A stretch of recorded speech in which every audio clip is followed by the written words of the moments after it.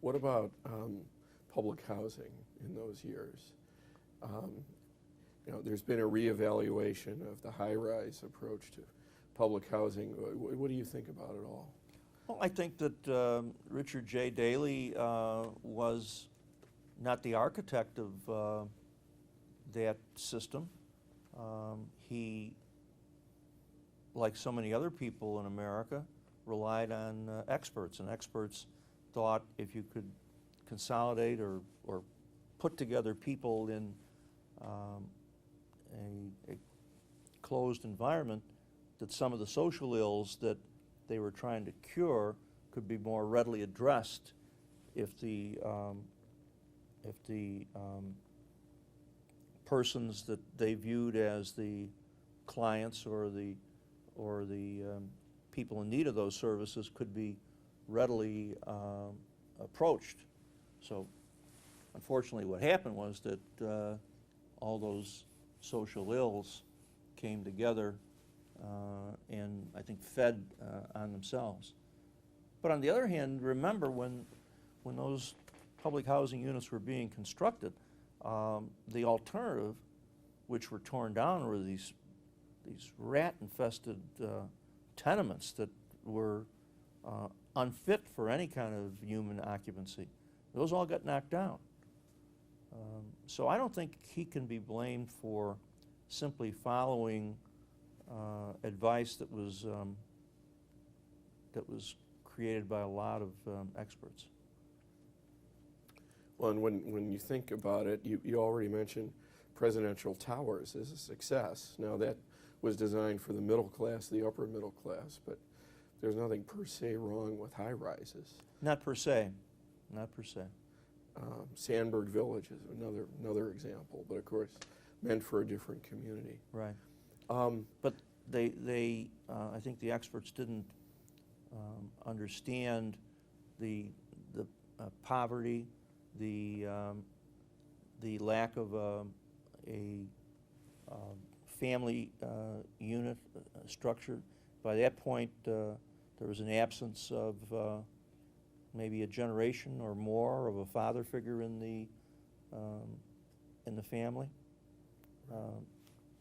You are a sociology major. Well, I've read the stuff. I don't purport to be any kind of an expert. Right. Now, what about the police department? Do you have any memories of the scandal, the appointment of O.W. Wilson? That whole period. I'm probably one of the few people around that actually, in government, that actually worked in the police department when O.W. Wilson was the superintendent. And I remember all too well the Summerdale scandal and Richard Morrison, the babbling burglar, and how that scandal in the police department almost brought Richard J. Daley's political career to an end. And I think he was determined that wasn't going to happen again. And when he had the chance to get public support for a reform of the police department, he did it. What was the view in the rank and file of Wilson? Oh, they hated him. And the reason they hated him? He represented change, and they were accustomed to doing things the old-fashioned way. And he brought the police department into the 20th century. You got to remember, when he came to town, there were 36 police districts, or was it 38? And in each of the districts, there was 2 police cars. Policing was done largely by walking a beat. When I came on the police department in 1965, our salary was $5,640 a year. And I actually walked a beat on Van Buren Street from Clark to Michigan Avenue. There was no police radio. If you were out of the police car, you were on your own. And we had to make a pull at a call box every hour to check in with the district station. and hope that somebody would answer on the other end. But if you got in trouble out there, you had a hope that there'd be some citizen that would call P05 1313. Remember, there was no 911 in those days. Right. So Wilson brought in, learning, academic insight. Training, equipment, better pay, did his best to stamp out corruption, created internal measures to police the police. I guess some would argue that it's a work in progress, but I think it was certainly an earth-shattering series of reforms for that time. He did everything, including the change of the color combination of the police cars. Police cars before he came in were black, or perhaps black and white. He made them blue and white. The emergency light was red. He turned it into a blue light. The checkered band you'll see on the uniform caps today didn't exist when I came on the police department in 1965. My uniform cap was solid blue around the crown of the cap. He installed the system with the checkered band, which was a takeoff on the London Metropolitan Police. This all comes under the category of what you might call rebranding, creating a new identity. In fact, in those days, they even installed a blue light on the top of Chicago Police Headquarters. And remember, up until that time, the Commissioner of Police had his office in City Hall. Orlando Wilson changed the title of the head of the police department from Commissioner to Superintendent and moved the office out of City Hall. Now, meanwhile, in the fire department, Commissioner Quinn was still there. Correct. And that was not a reform administration in the same way.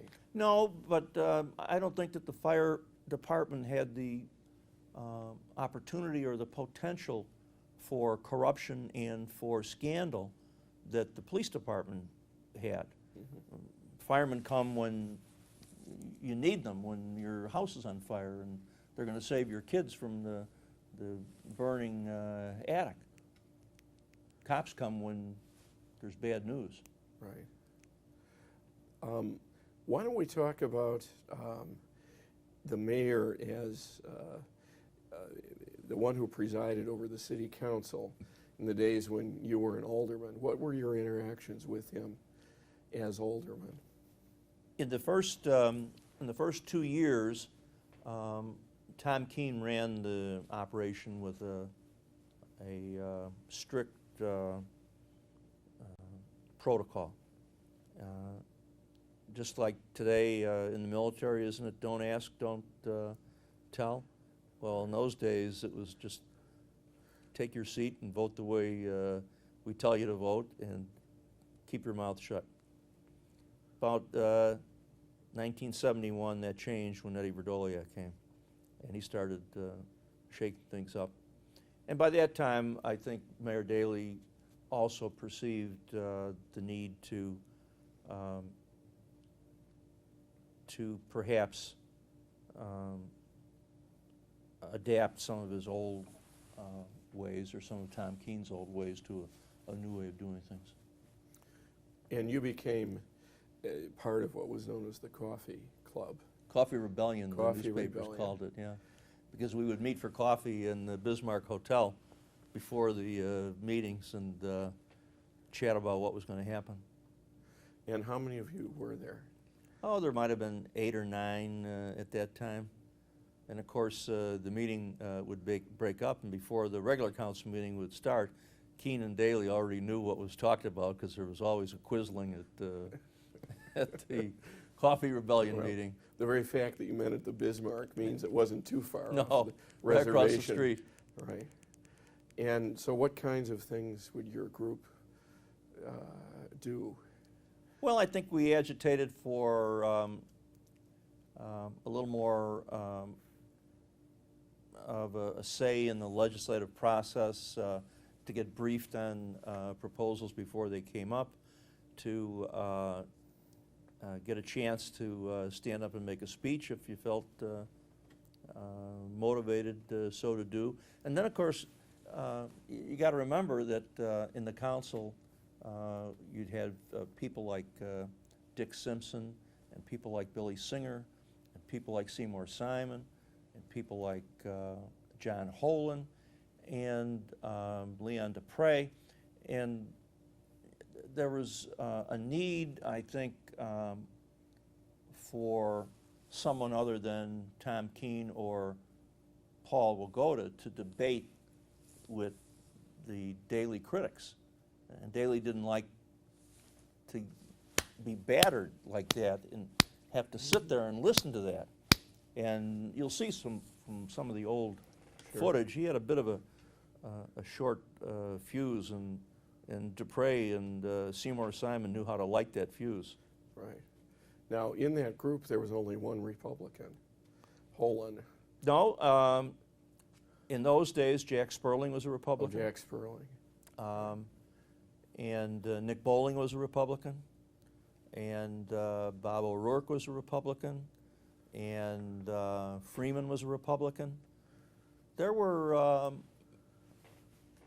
at any one given time in those years when I got there in 1969, there would have been 7, 8 Republicans. So what happened to all the Republicans?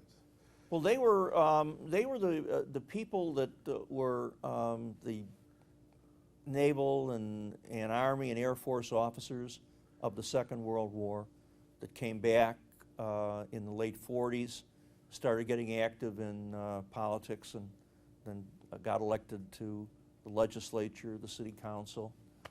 There were some real intelligent, very articulate people in the council when I got there. Seymour Simon could get up and talk on any issue and make you believe that he was an expert. Jack Sperling was a great orator. Bob O'Rourke went on to be first assistant attorney general. Freeman went on the bench. Nick Bowling went on the bench. And the demographics changed. So today we're down to one Republican, and he's only a Republican by convenience. So there was the coffee rebellion stage. Right. And then what came next? Then Tom Keene became more and more isolated because of his legal problems, and the U.S. Attorney was going after him, not so much because of him, but because they wanted to get to Daley, and if they got to Keene, they figured they'd work their way up to Daley. And around that time, a whole slew of people in the Tom Keene inner circle got in trouble. Wagoda was indicted and sent to prison. Ed Fafilski, who Keene was close to, he was under pressure. And so I think Daley